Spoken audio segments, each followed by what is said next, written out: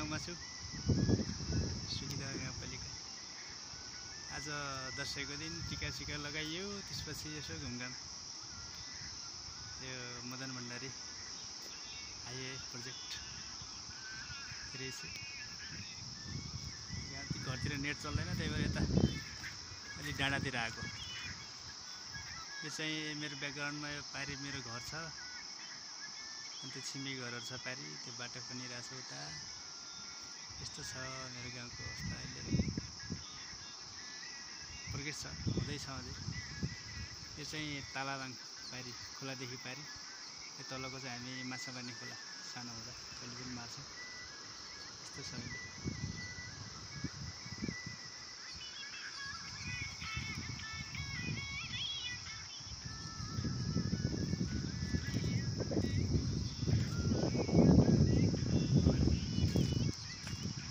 हाम्रो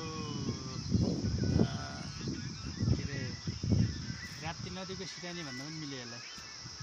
माडी जोर मिसिएर जान्छ, अरू खोलाहरू पनि मिसिन्छ। अनि यो चाहिँ यता सल्यानको सिमाना भएर बग्ने गर्छ यो खोला। त्यसपछि यो चाहिँ माडी हुँदै राप्ती नदीमा मिसिन जान्छ यो खोला चाहिँ, यो तलको खोला।